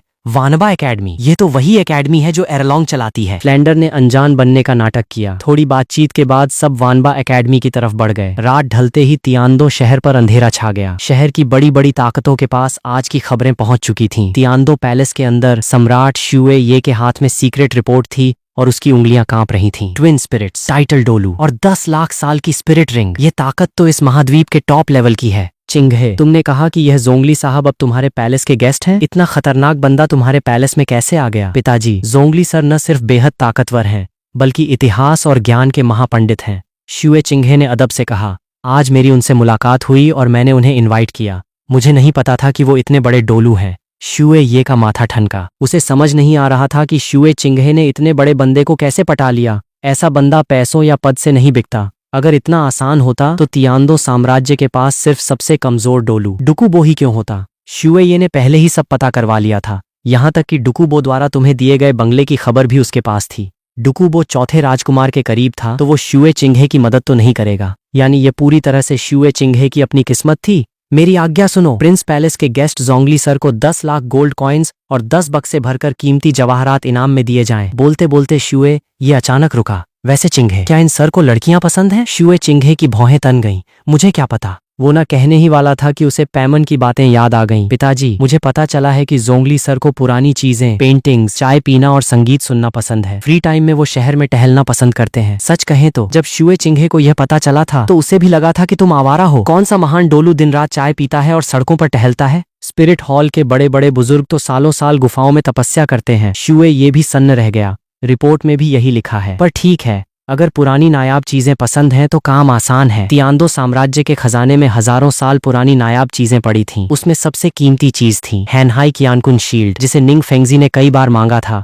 पर सम्राट ने देने से मना कर दिया था। साधारण चीजों से ऐसा बंदा नहीं रुकेगा। चिंगहे, बड़ा दांव खेलना पड़ेगा। शुए ये ने गंभीरता से कहा। मेरी आज्ञा है। हमारा राष्ट्रीय खजाना हैनहाई कियानकुन शील्ड जोंगली सर को भेंट किया जाए। शुए चिंगहे चौंक गया। वो खजाना जो निंग फेंगजी को नहीं मिला वो सम्राट तुम्हें ऐसे ही दे रहा था। ट्विन स्पिरिट्स और 10 लाख साल की रिंग, इस बंदे के लिए यह खजाना कुछ भी नहीं है। शुए ये ने उसे देखा। चिंगहे, तुम्हें अभी बहुत कुछ सीखना है। जी पिताजी। शुए चिंगहे ने सिर झुकाया पर उसके मन में तूफान चल रहा था। शुए ये उसे राजनीति सिखा रहा था पर उसे क्या पता कि यह शुए चिंगहे नहीं, स्पिरिट हॉल की छियान रेन शुए है। अगर शुए ये ने तुम्हें अपनी तरफ पूरी तरह खींच लिया तो स्पिरिट हॉल खतरे में पड़ जाएगा। गनीमत है कि मैं प्रिंस बनकर इसके सबसे करीब हूँ। शुए ये, तूने सब सोचा पर ये नहीं सोचा कि मैं तेरी सगी औलाद ही नहीं हूँ। छियान रेन शुए के चेहरे पर एक चालाक मुस्कान आ गई। चाहे जो हो जाए मैं जोंगली को अपनी तरफ करके ही रहूंगी। उसी वक्त तियान्दो शहर के स्पिरिट हॉल के हेडक्वार्टर में प्लैटिनम बिशप सालास का चेहरा गुस्से से काला पड़ा हुआ था। उसे शहर के गेट वाली घटना का पता चले घंटों हो चुके थे और वो रिपोर्ट देखकर घंटों से सन्न बैठा था। ये तो स्पिरिट हॉल के लिए सबसे बड़ा खतरा है। अगर इसने अपने दूसरे स्पिरिट को भी रिंग्स दे दी तो इसे कोई नहीं रोक पाएगा। सालास टेंशन में था। एक टाइटल डोलू को मारना आसान नहीं होता। अगर हमने अपने 3-4 डोलू भेजे और वो भी हार गए तो? तांग हाओ वाला कांड याद है ना? तभी सालास की आंखों में चमक आई। अरे, मैं ये कैसे भूल गया। मुझे तो छियान रेनशुए की असली पहचान पता है। अगर ये जोंगली प्रिंस पैलेस का गेस्ट है तो इसका मतलब ये सीधा हमारी मैडम का ही बंदा हुआ ना। सालास की सारी टेंशन दूर हो गई। उसके चेहरे पर मुस्कान आ गई। धत तेरे की, मैं फालतू में डर रहा था। ये तो अपना ही आदमी निकला। क्या मुझे जाकर मैडम से मिलना चाहिए? अगर अनजान बनने का नाटक किया तो शक हो जाएगा। बेहतर है कि चला ही जाऊं। नाटक खत्म होने के बाद तुम पैमन को लेकर तियान्दो शहर में अपने बंगले पर लौट आए। भले ही तुम्हारे पास प्रिंस पैलेस के खास मेहमान का टैग था पर तुमने शुए चिंगहे के साथ एक ही हवेली में रहने का ऑफर बड़े प्यार से ठुकरा दिया था। तुम अकेले ही इस बंगले में रहने लगे जो पहले डुकुबो का हुआ करता था। पैमन हवा में आगे आगे मटकती हुई चल रही थी और बार बार पीछे मुड़कर देख रही थी कि तुम पीछे पीछे आ रहे हो या नहीं। चलते चलते अचानक उसकी आंखें चमकी। उसने तुरंत मुड़कर तुमसे पूछा, जोंगली, तुम्हारे पास अब पुरानी ताकत का कितना हिस्सा बचा है? उसे याद था कि मोराक्स की शक्तियां इरोजन समय की मार के कारण कम हो रही थीं, इसीलिए उसने किनारे के पार जाने का फैसला किया था। जब कोई गॉड समय की मार से टूटता है तो उसकी ताकत आसमान से सीधा जमीन पर आ गिरती है। पैमन से रहा नहीं गया, उसकी चिंता साफ दिख रही थी। तुम्हारी चाल एक पल को रुकी, तुम्हारी आवाज एकदम शांत और निश्चल थी। समय की मार से जो टूटा वो मोराक्स था, उसका मुझ जोंगली से क्या लेना देना? ये शब्द पूरे होते ही तुम्हारी आंखों में एक गजब का बदलाव आया। एक पल के लिए ऐसा लगा मानो तुम्हारी आंखों में हजारों सुनहरी लकीरें तैर उठी हों। प्लैनेट बी फॉल, पहाड़ और समंदर का रूप बदलना, वीरान जमीन पर नए तारों का उगना, सूरज की तरह धधकती वो पुरानी ताकत, ये वही 1000 साल पुरानी मोराक्स की शान थी। तुम्हें अचानक उस सील किए हुए ड्रैगन की याद आ गई। अगर वो तीवत की सील के नीचे न होता तो क्या उसकी बची कुची अच्छाई को भी समय की मार निगल जाती? ये ख्याल बस एक पल के लिए आया और तुमने हल्का सा सिर हिलाकर उसे दिमाग से निकाल दिया। शांति के इस दौर को अब मोराक्स की जरूरत नहीं थी। तुम धीमे कदमों से आगे बढ़े। तुम्हारी आवाज पहाड़ की धुंध की तरह बहती हुई निकली, लियुए की तरह। अगर इस दुनिया के लोगों को कभी मेरी जरूरत पड़ी तो मैं फिर से वही यानवांग एम्परर बन जाऊंगा। एक बहुत ही धीमी सांस हवा में घुल गई। 6000 सालों के वक्त ने तुम्हारे सारे जज्बाती कोनों को घिसकर सपाट कर दिया था। बस वो पुराने दोस्त और पुरानी बातें ही थीं जो दिल में हल्की सी हलचल पैदा कर पाती थीं। पैमन यह सब सुनकर आंखें फाड़कर देखने लगी, हकलाते हुए बोली, तुम्हारा मतलब है कि तुम हमेशा से अपने फुल पावर मोड में ही थे? तुम बस हल्का सा मुस्कुराए, बात को हाँ या ना में जवाब दिए बिना टाल गए। तुमने बात बदलते हुए कहा, चलो जल्दी सो जाओ, कल सुबह कई मेहमान घर पर आने वाले हैं। कल रात तुमने जो थोड़ी सी ताकत दिखाई थी वो तुम्हारी नजर में समंदर की एक बूंद के बराबर थी, पर इस डोलो कॉन्टिनेंट के लिए वो किसी महातूफान से कम नहीं थी। जाहिर है लोग तुम्हें टटोलने और छानबीन करने जरूर आते। पैमन का दिमाग घूम गया। तुमने मेहमानों को कब टाइम दिया? क्या प्रिंस शुए चिंघे आ रहा है? पता नहीं, पर उसे आना चाहिए। शुए चिंघे की पहचान स्पेशल थी। पैमन आज तक कंफ्यूज थी कि उसे प्रिंस कहे या राजकुमारी। उसने तुम्हें सीधा हवेली के अंदर जाते देखा और थोड़ी देर बाद होश में आते ही चिल्लाई, रुकिए, आपने मेरी फुल पावर वाली बात का सीधा जवाब फिर नहीं दिया। अबे ये चालाक रहस्यमयी बंदे, रुको मेरे लिए। सूरज ढलने और उगने के बाद अगली सुबह आई। पैमन तुम्हें चाय के बर्तन सेट करते देखकर पूरे कंफ्यूजन में आ गई। हैन, आज अपन नाश्ता करने बाहर नहीं जा रहे क्या? तुमने कोई जवाब नहीं दिया, बस अपना हाथ हवा में उठाया और झटके से एक खूबसूरत प्लेट टेबल पर आ गई। उस पर कुछ गोल गोल सफेद और गर्मा गर्म मोमो जैसे स्टीम्ड बॉल्स सजे हुए थे। उनमें से भाप तो नहीं निकल रही थी, पर टेम्परेचर बिल्कुल ताजा बने हुए खाने जैसा था। ऐसा मास्टर स्ट्रोक सिर्फ वही शेफ दे सकता था जिसे आग की सही समझ हो। ये शहर के साउथ में रहने वाली ली आंटी के यहाँ के स्पेशल जूसी स्टीम्ड बन्स हैं। टेस्ट ठीक ठाक है, तुम्हारे मुंह से ठीक ठाक निकला है, यानी यह तो पक्का स्वर्ग का खाना होगा। पैमन अपने हाथ मलते हुए सीधा उस पर झपटने वाली थी, पर तुमने तुरंत उसके हाथ में एक जोड़ी कांटा चम्मच और एक सूप स्पून पकड़ा दिया। वो सूप स्पून पकड़े पकड़े नासमझी से देखने लगी। मोमो बन खाने के लिए इस चम्मच का क्या काम भाई? मैं तुम्हें इसका सही और एलिगेंट तरीका दिखाता हूँ। तुमने चिमटे से एक बन उठाया, उसे चम्मच पर रखा और उसकी पतली परत को हल्का सा काटा ताकि सूप बाहर आए। तुम्हारी हर एक हरकत इतनी सलीके से थी मानो कोई बड़ा शाही ड्रामा चल रहा हो। पैमन एकटक देखती रह गई, पर मन ही मन सोच रही थी, कहीं तुम खुद एक और बन खाने के चक्कर में मुझे यह सब नाटक तो नहीं सिखा रहे? पैमन अभी सोच ही रही थी कि इन बंस के अंदर इतना सूप कैसे रुक जाता है। तभी हवेली का मेन गेट खटखटाया गया। इस हवेली में कोई नौकर चाकर नहीं थे। पुराना मालिक अकेला रहता था और अब यहाँ सिर्फ तुम दोनों थे। पैमन की आंखें फटी की फटी रह गईं। उसने एकदम रिलैक्स बैठे तुम्हें देखा। बाप रे, सच में कोई आ गया? ये रॉक गॉड क्या भविष्य भी देख सकता है? पर शब्द उसके मुंह में ही अटक गए। वो भले ही थोड़ी बेवकूफ थी, पर जानती थी कि गुइजोंग और यक्षों के नाम तुम्हारे दिल के वो जख्म हैं जो कभी नहीं भरते। पुरानी शराब और सुहाना मौसम तो आज भी है, पर वो पुराने दोस्त अब कहाँ? तुम कभी उन यादों से आगे नहीं बढ़ पाए थे। मैं गेट खोलती हूँ। पैमन तुरंत हवा में उड़ी। तुम यहीं रुको, मैं खुद जाकर देखता हूँ। तुम खड़े हुए। पैमन ने तुरंत तुम्हारी आस्तीन पकड़ ली। नहीं, मैं भी तुम्हारे साथ चलूंगी। तुमने हल्का सा सिर हिलाया और मना नहीं किया। दरवाजे के बाहर 2 लोग खड़े थे। एक बंदे का ऑरा बहुत ही भारी और कड़ा था। डोलो कॉन्टिनेंट में आने के बाद से तुमने जितने लोग देखे थे, ये बंदा उनमें सबसे टॉप लेवल पर था, पर फिर भी था तो एक मामूली इंसान ही। दूसरा बंदा ताकतवर तो था, पर शरीर से थोड़ा दुबला पतला और कमजोर लग रहा था। तुम्हें अंदाजा हो गया था कि ये कौन है। तीखी हवा जैसी एनर्जी और चारों तरफ एक छिपी हुई जंग की तड़प। जोंगली सर, मैं 7 ट्रेजर्स सेक्ट का हेड निंग फेंगजी हूँ। बिना बुलाए आ गया। उम्मीद है आप बुरा नहीं मानेंगे। निंग फेंगजी ने बड़े सलीके से हाथ जोड़े। उसका एटीट्यूड एकदम शांत और पोलाइट था। उसके पीछे खड़े बुजुर्ग ने हल्का सा सिर हिलाया। आवाज में बर्फ जैसी ठंडक थी। Chen Shin, 7 sword spirit, level 96 super डोलू, 7 ट्रेजर्स सेक्ट का सुप्रीम एल्डर। सेक्ट में एल्डर का पद चेन शिन और गुरोंग जैसे शूरवीरों को इज्जत देने के लिए बनाया गया था, ताकि किसी डोलू का अपमान भी न हो और सेक्ट के मेन फैसले भी सही हाथों में रहें। यह जोंगली है और यह पैमन है। निंग फेंगजी और चेन शिन दोनों का दिल एक पल को धड़का। हवा में तैरती यह छोटी सी चीज इतनी अजीब थी कि सेक्ट की पुरानी किताबों में भी इसका कोई जिक्र नहीं था। ये स्पिरिट तो किसी अजूबे से कम नहीं था। अगर इस पर 9 की 9 50,000 साल से ऊपर की रिंग्स चढ़ जाएं, तो इसकी ताकत तबाही मचा देगी। अब तक इस पर एक भी रिंग न चढ़ाने का मतलब है या तो इन्होंने अभी तक रास्ता तय नहीं किया है, या फिर इनकी पसंद इतनी हाई है कि 10 लाख साल से नीचे की रिंग इन्हें पसंद ही नहीं आ रही। पैमन ने अपना छोटा सिर टेढ़ा किया और मुंह फटके बोल पड़ी, अरे जोंगली तो कल ही कह रहा था कि आज कोई बड़े मेहमान आने वाले हैं, तो वो तुम लोग थे। ये सुनते ही वहां 2 सेकंड के लिए सन्नाटा छा गया। निंग फेंगजी और चेन शिन ने एक दूसरे को देखा, फिर तुम्हें देखा, जो अभी भी एकदम कूल और शांत खड़े थे। दोनों के दिल अंदर से हिल गए। इन्हें पहले से पता था कि हम आने वाले हैं। तुमने मन ही मन में इस मुंहफट छोटी सी चीज को कोसा जो कभी कोई राज पेट में नहीं पचा सकती थी, पर चेहरे पर एक शिकन तक नहीं आने दी। कल गेट पर इतना बड़ा बखेड़ा खड़ा हुआ था और 7 ट्रेजर सेक्ट तियानदो शहर के बगल में है, तो इनका आना तो पक्का था। चाहे दोस्ती करने आए या जासूसी करने, आकर तो देखना ही था।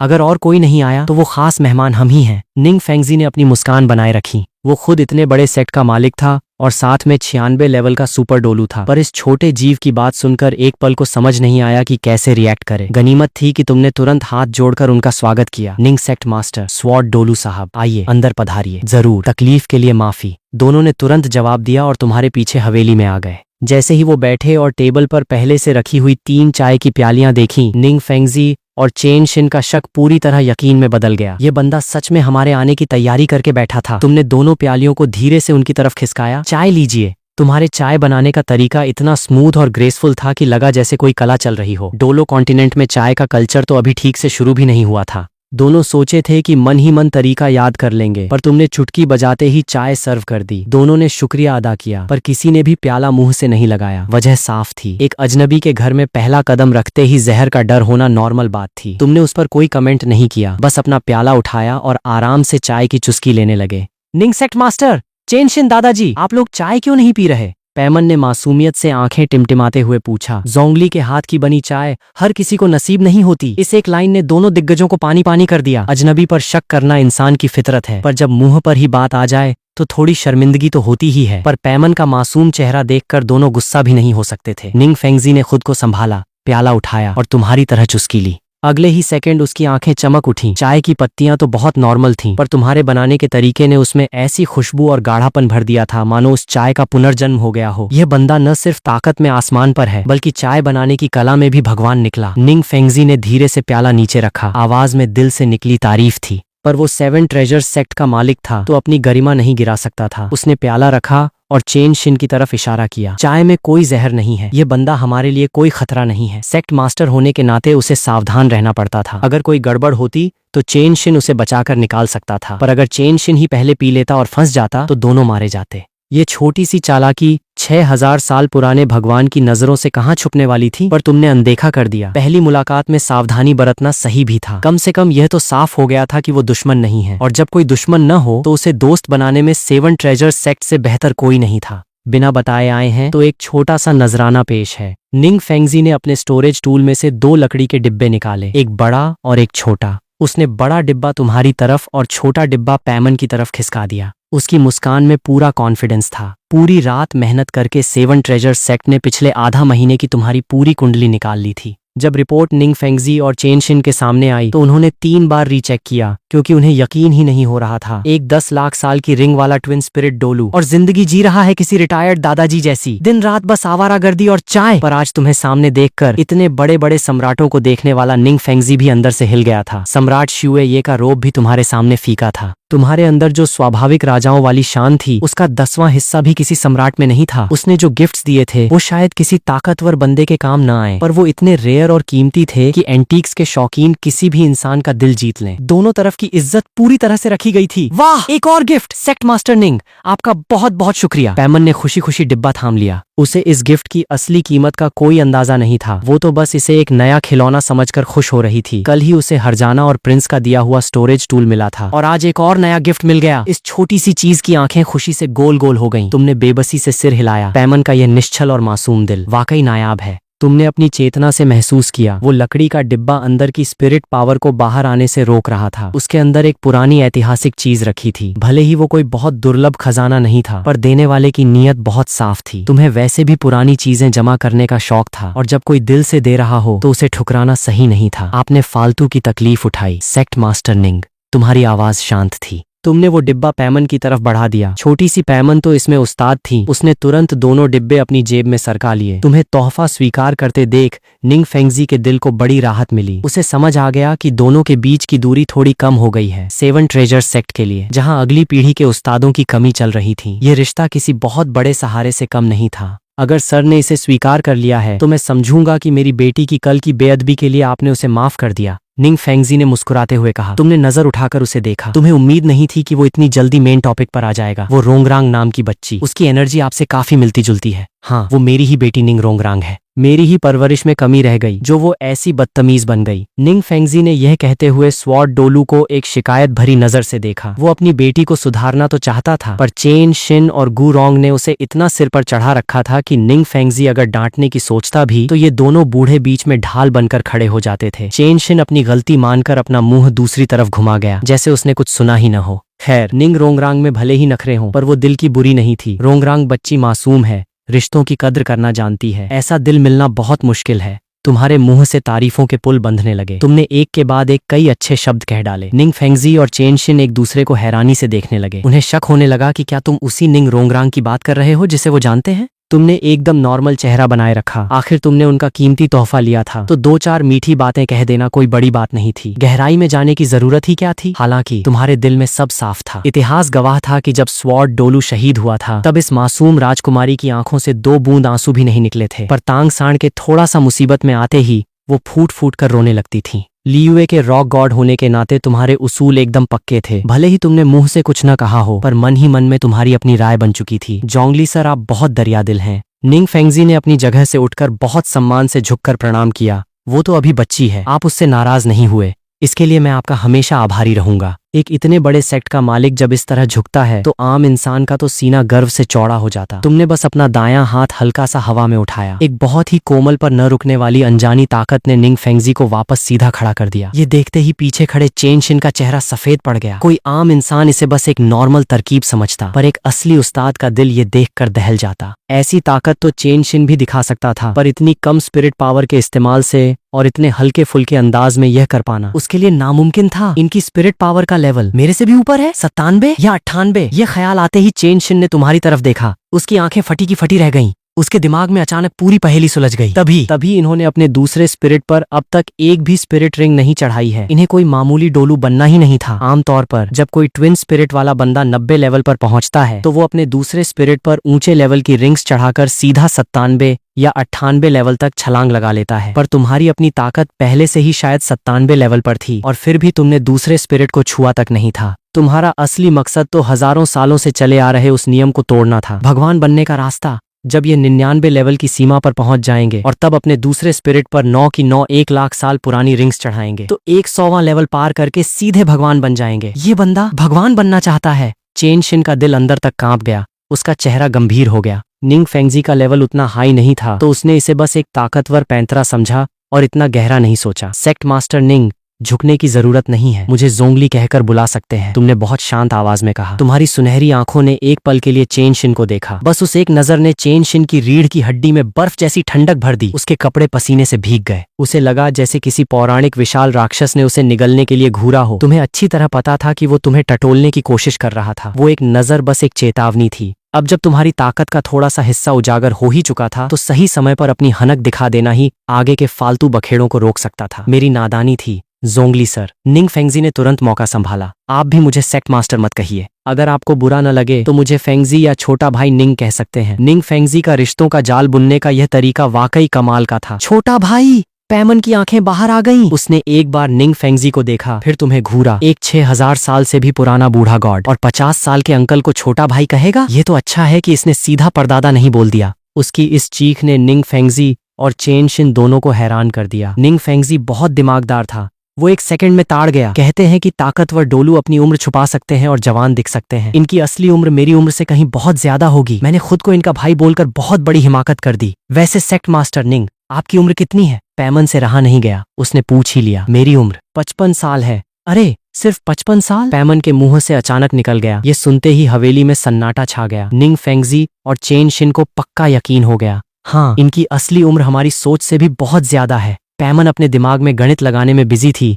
जोंगली 6000 साल का है। निंग फेंगजी के खानदान की 18 पीढ़ियां भी मिलकर जोंगली से छोटी पड़ेंगी, तो मेरी अपनी उम्र कितनी हुई फिर? खांस खांस खांस। अचानक एक सूखी खांसी की आवाज ने पैमन की सोच को तोड़ दिया। जोंगली, तुम्हें क्या हुआ? पैमन तुरंत घबरा गई। वो घूमकर निंग फेंगजी की तरफ भागी। सेक्ट मास्टर निंग, तियानदो शहर में सबसे अच्छा डॉक्टर कहाँ मिलेगा? जोंगली को बार बार खांसी आ रही है, ये पक्का बीमार है, डॉक्टर को दिखाना पड़ेगा। निंग फेंगजी और चेनशिन दोनों चुप रहे। इस पूरे कमरे में शायद सिर्फ इस छोटी सी चीज को नहीं पता कि यह खांसी बीमारी की नहीं, बल्कि इसकी मुंहफैट बातों की वजह से आ रही है। तियानदो शहर में कई बड़े हकीम हैं, अगर सर कहें तो मैं सीधा शाही महल से राजवैद्य को बुलवा सकता हूँ। निंग फेंगजी ने बात संभाली। उसकी जरूरत नहीं है, ये मेरे शरीर की पुरानी आदत है, 2 दिन में अपने आप ठीक हो जाएगी। आपके इस एहसान का शुक्रिया छोटे भाई निंग। तुमने बात खत्म की। सबने एक दूसरे की तरफ देखा। दिल ही दिल में सब समझ रहे थे। तुम लोग आंखों आंखों में क्या बातें कर रहे हो? पैमन का चेहरा कंफ्यूजन से भर गया। कुछ नहीं, बस दूर से आए मेहमानों का हाल चाल पूछ रहे थे। दूर से? तुमने जरा सी भौहें उठाई। 7 ट्रेजर सेक्ट तियानदो शहर से कितनी दूर था? एक आम स्पिरिट मास्टर के लिए बस 2 घंटे का रास्ता, और अगर चेन शिन अपनी तलवार पर उड़कर आए तो 5 मिनट भी न लगे। दूर शब्द यहाँ किसी कोण से फिट नहीं बैठता था। जोंगली, तुम मुझे बेवकूफ तो नहीं बना रहे ना? पैमन ने दोनों हाथ अपनी कमर पर रखे और तुम्हें घूरने लगी। उसकी पतली आवाज में गुस्से की जगह बचपना ज्यादा झलक रहा था। तुमने उसे शांत नजरों से देखा। क्या तुम बेवकूफ नहीं हो? चालाक रहस्यमयी बंदे। पैमन हवा में झल्लाकर अपने छोटे पैर पटकने लगी। जब तेवत का काम पूरा हो जाएगा तो हम 7 ट्रेजर्स होटल में चलेंगे। तुम्हारी आवाज एकदम शांत रही। सच में? पैमन का चेहरा तुरंत खिल उठा। जोंगली, तुम दुनिया के सबसे अच्छे हो। पास खड़े निंग फेंगजी और चेन शिन की आंखें ये देखकर फिर से फटी की फटी रह गईं।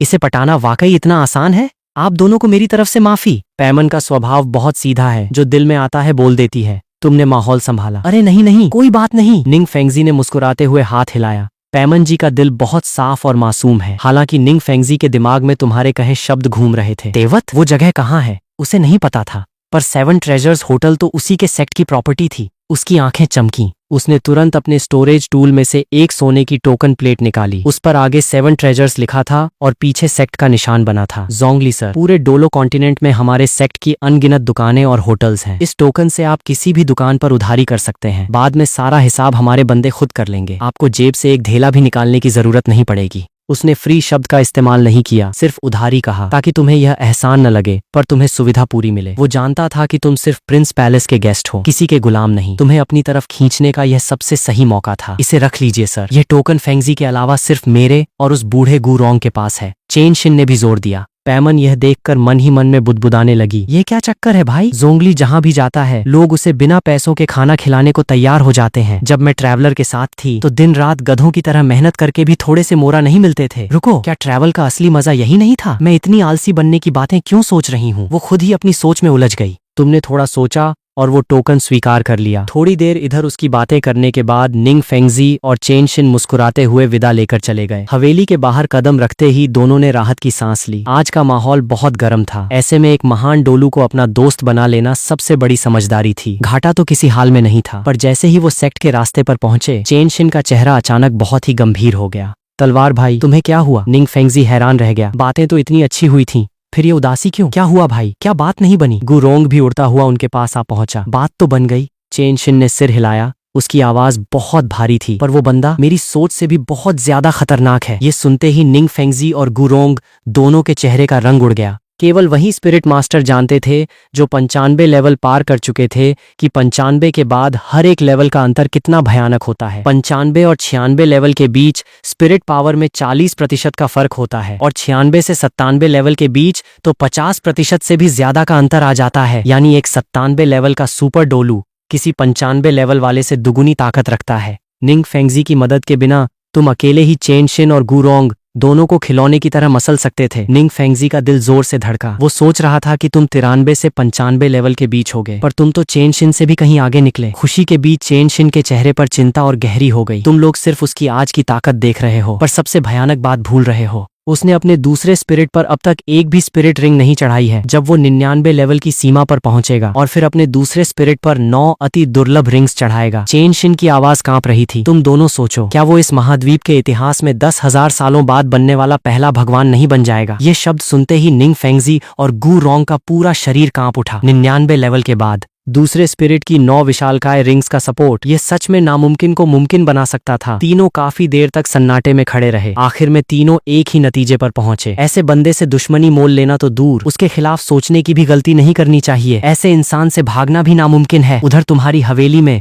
दोपहर होने से पहले ही मेहमानों का दूसरा झुंड आ पहुंचा। निंग फेंगजी के जाने के थोड़ी ही देर बाद स्पिरिट हॉल का प्लैटिनम बिशप सालास तुम्हारे दरवाजे पर खड़ा था। बाहर से देखने वाले लोगों को लगा कि सालास बहुत उम्मीदों के साथ अंदर गया था, पर थोड़ी देर बाद बहुत गुस्से में मुंह बनाकर आस्तीन झटकते हुए बाहर निकल आया। पर किसी को नहीं पता था कि हवेली के अंदर क्या हुआ था। अंदर जाते ही सालास तुम्हारे सामने घुटनों के बल बैठ गया था और तुम्हें सिर झुकाकर प्रणाम कर रहा था। तुम दोनों के बीच बहुत ही मजाकिया और अच्छी बातचीत हुई थी और जाते जाते वो तुम्हारे लिए कई अनोखे खजाने छोड़ गया था। बाहर आकर गुस्से का नाटक करना तो बस दुनिया की नजरों में धूल झोंकने का एक ड्रामा था, क्योंकि इस वक्त अनगिनत जासूस हवेली के बाहर नजरें गड़ाए बैठे थे। सड़क पर चलते हुए सालास के होठों पर एक चालाक मुस्कान आ गई। उसने मन ही मन में सोचा, सब सोच रहे हैं कि मैं हार कर आ रहा हूँ, पर उन्हें क्या पता कि असली खेल तो स्पिरिट हॉल के हाथ में है। सालास के निकलते ही शुए चिंघे टाइम पर पहुंच गया। जैसे ही उसने हवेली में कदम रखा, उसे पहले आए दोनों मेहमानों के बारे में सब पता चल गया। निंग फेंगजी भी कितना उतावला निकला, सबसे पहले ही पटाने आ गया। लगता है 7 ट्रेजर्स सेक्ट में वाकई ताकतवर उस्तादों की अकाल पड़ी है। और सालास के बारे में तो उसने मन ही मन में उसकी तारीफ की। इस बूढ़े की एक्टिंग वाकई क्लास 1 है। क्या जबरदस्त गुस्सा होने का नाटक किया है। स्पिरिट हॉल का असली हीरो है ये चिंघे। पैमन ने उसे देखते ही उसकी तरफ उड़ान भरी। चेहरे पर बड़ी सी मुस्कान थी। आखिर यह इस नई दुनिया में उसका सबसे पहला दोस्त था जिसने उसे तोहफा दिया था। हाय पैमन, शुए चिंघे ने मुस्कुराकर कहा, क्या तुम लोगों ने दोपहर का खाना खा लिया? अभी कहाँ, मैं और जोंगली कल वाले 7 ट्रेजर्स होटल ही जाने वाले थे। चिंघे, तुम भी चलोगे क्या? 7 ट्रेजर्स होटल का नाम सुनते ही शुए चिंघे का दिल एक पल को धक से रह गया। कल की बेइज्जती की यादें तुरंत ताजा हो गईं। उसका चेहरा थोड़ा उतरा। उसने झिझकते हुए कहा, ठीक है, चलते हैं। पर उसके मन में तूफान चल रहा था। इन दोनों बेवकूफों के पास आज भी पैसे हैं या नहीं? कहीं फिर से यह न कह दें कि चिंघे, क्या तुम पैसे लाए हो? कल तो बर्तन मांजते मांजते बचा था, आज फिर वही नौटंकी न हो जाए। फिक्र मत करो चिंघे, आज हम पूरे पैसों के साथ जा रहे हैं। तुमने उसके कंधे पर हाथ रखकर बहुत ही गंभीर आवाज में कहा। इस अचानक हुए टच से शुए चिंघे का पूरा शरीर एक पल को कांप उठा। उसके गाल तुरंत लाल पड़ गए। यह बंदा ऐसे अचानक हाथ कैसे रख सकता है? पर हैरानी की बात यह थी कि उसे बुरा बिल्कुल नहीं लगा, बल्कि दिल की धड़कनें थोड़ी तेज हो गईं। चिंघे, तुम्हारा चेहरा इतना लाल क्यों हो गया? पैमन उड़कर उसके सामने आई और अपना छोटा सा हाथ उसके माथे पर रख दिया। अरे, माथा तो गर्म हो रहा है, कहीं तुम्हें बुखार तो नहीं आ गया? शुए चिंघे ने तुरंत अपना मुंह दूसरी तरफ घुमाया। आवाज थोड़ी कांप रही थी। मैं ठीक हूँ, चलो खाना खाते हैं। तुम भी थोड़े असमंजस में पड़ गए। एक बड़े का छोटे के कंधे पर हाथ रखना तो नॉर्मल बात है, इतना क्यों शर्मा रहा है ये? खैर, आगे से ऐसी नादानी नहीं करूंगा। थोड़ी देर में शुए चिंघे ने खुद को संभाल लिया, पर उसने देखा कि तुम अब उससे थोड़ी दूरी बनाकर चल रहे हो। उसके दिल में एक अजीब सी जलन हुई और उसने बिना दिखाए चुपके से तुम्हारे थोड़ा और करीब कदम बढ़ा लिए। जोंगली सर, अगले कुछ दिनों तक शायद मैं तियानदो शहर में न रहूं। अगर आपको कोई काम पड़े तो मेरे पैलेस के स्नेक मैनेजर से मिल लीजिएगा, वो सब संभाल लेंगे। चिंघे, तुम कहाँ जा रहे हो? पैमन ने उत्सुकता से पूछा। शुए चिंघे ने थोड़ा सोचा, फिर बोला, मेरी स्पिरिट पावर अभी अभी 40वें लेवल पर पहुंची है। 2 दिन बाद सनसेट फॉरेस्ट जा रहा हूँ ताकि कोई सही स्पिरिट रिंग ढूंढ सकूं। अगर वहां नहीं मिली तो स्टारडस्ट फॉरेस्ट जाऊंगा। तुमने साइड से उसे एक नजर देखा। 10 साल पहले ही तुम्हारा लेवल 40 हो चुका था। तुम्हें अच्छी तरह पता था कि शुए चिंघे का लेवल 40 नहीं बल्कि 60वें लेवल की सीमा पर था। वो असल में अपनी 6ठी स्पिरिट रिंग लेने जा रहा था। बीस्ट फॉरेस्ट बहुत खतरनाक होते हैं। क्या तुम अकेले जा रहे हो? तुम रुक गए। तुम्हारी आवाज शांत थी। तुम्हें पता था कि उसके पीछे छुपकर कई डोलू उसकी हिफाजत करते हैं, तो कोई खतरा नहीं था। पर अगर इस छियान रेनशुए को कुछ हो जाता तो इस महाद्वीप के इस रायते को कौन समेटता? क्या तुम्हें अपने रिटायरमेंट से बाहर आकर फिर से ड्यूटी संभालनी पड़ती? ये सुनकर शुए चिंघे के दिल में एक मीठी सी गर्मी भर गई। उसे उम्मीद नहीं थी कि तुम उसके बारे में इतना सोचोगे। आप फिक्र मत कीजिए सर, मैं अकेला नहीं जाऊंगा, पैलेस के गार्ड साथ रहेंगे। वो मुस्कुराया, पर उसके दिमाग में प्लान चल रहा था। शायद अब सही वक्त आ गया है कि मैं इसे अपनी असली पहचान बता दूं। तुमने हल्का सा सिर हिलाया और ज्यादा कुछ नहीं कहा। 7 ट्रेजर्स होटल के प्राइवेट रूम में खाना पीना हो चुका था। वेटर ने बर्तन हटाए, मीठी डिशेज लगाई और सलीके से दरवाजा बंद करके बाहर चला गया। जोंगली सर, मेरे पिताजी को पता चला कि आप मेरे पैलेस के गेस्ट बने हैं, तो उन्होंने आपके लिए 10 लाख गोल्ड कॉइन्स और 10 बक्से भरकर कीमती जेवर भेजे हैं। शुए चिंघे ने अपने स्टोरेज टूल में से पूरे महाद्वीप में चलने वाला एक गोल्डन कार्ड निकाला और टेबल पर रख दिया। उसके साथ ही 10 बक्से जगमगाते हुए पैमन के पास लग गए। हीरे जवाहरात की चमक देखकर पैमन की आंखें फटी की फटी रह गईं। उसने अपने छोटे छोटे हाथ मलते हुए सारे बक्सों को अपनी जेब में सरका लिया। अमीर हो गए, अमीर हो गए जोंगली, अब हम। बोलते बोलते अचानक उसकी मुस्कान उड़ गई। वो उदास होकर सांस भरने लगी। नहीं यार, तुम तो वैसे भी हाथ खोलकर उल्टे सीधे खर्चे करते हो, इतने पैसों से तो और बर्बादी होगी। उसे पुरानी यादें आ गईं जब तुम लियुए की सड़कों पर बिना सोचे समझे लाखों मोरा उड़ा दिया करते थे। अपने पिताजी का मेरी तरफ से शुक्रिया अदा करना। तुमने बहुत शांत होकर शुक्रिया कहा और वो कार्ड उठाकर अपनी जेब में डाल लिया। भले ही तुम्हें पैसों की कोई कद्र न थी, पर सुबह के नाश्ते के लिए तो काम आ ही जाता। बस दुआ यह थी कि अगली बार तुम फिर से पैसे लाना भूल न जाओ।